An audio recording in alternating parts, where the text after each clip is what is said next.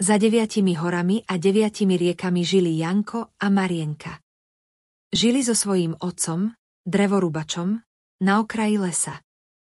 Jedného dňa išiel otecko do lesa rúbať drevo a deti ho chceli prekvapiť tým, že si nazbierajú jahody. Ale nechoďte ďaleko, povedal otecko. Les je veľký a môžete sa stratiť. Janko a Marienka boli opatrní, ale keď zbierali jednu jahodu za druhou, ani si nevšimli, že sa dostali do úplne neznámej časti lesa. Marienka, kadiaľ teraz pôjdeme domov? Opýtal sa Janko. Neviem, odpovedala Marienka, asi sme sa stratili. Deti chodili po lese sem a tam, až kým nespozorovali niečo zvláštne.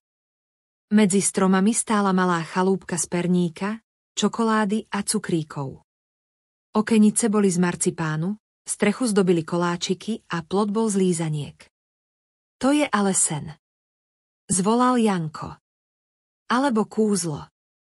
Dodala Marienka.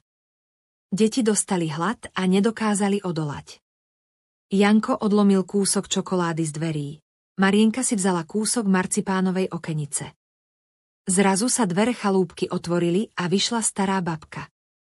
Ale, kto mi to je chalúbku? Spýtala sa s úsmevom. Prepáčte, babička, ospravedlnil sa Janko. Sme hladní a zablúdili sme. Poďte ďalej, deti, dám vám niečo dobré na jedenie, povedala babička.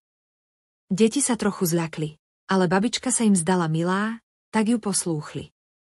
V chalúbke bolo útulne a na stole stáli taniere koláčov, sladkostí a keksíkov. Deti sa najedli a poďakovali. Keď sa však chystali vstať, babička zamkla dvere. A teraz my, deti, pomôžte s domácimi prácami. Janko bude nosiť drevo do pece a Marienka mi pomôže variť. Ale babička nebola obyčajná, bola to čarodejnica. Deti sa rýchlo rozhodli, že ju musia prekabátiť. Jedného dňa, keď čarodejnica pripravovala veľkú pec na pečenie, povedala Marienke. Pozri, či je pec dostatočne horúca. Ale Marienka chytrácky odpovedala. Neviem, ako sa to kontroluje, babička, ukáž mi to. Čarodejnica sa nahnevala, to je ľahké. Pozri, takto. A vliezla do pece. V tej chvíli Marienka zavrela dvierka. Rýchlo, Janko, utečme. Deti vybehli z chalúbky, ale skôr než zmizli, vzali si na cestu ešte niekoľko perníkov. Poblúdení napokon našli cestu späť domov. Otecko bol veľmi šťastný, že sa deti vrátili. Odvtedy sa Janko a Marienka vždy hrávali blízko domu a nikto ich už nikdy nepustil samých do lesa. A perníková chalúbka? Zostala v lese, ale už v nej nehrozilo žiadne nebezpečenstvo.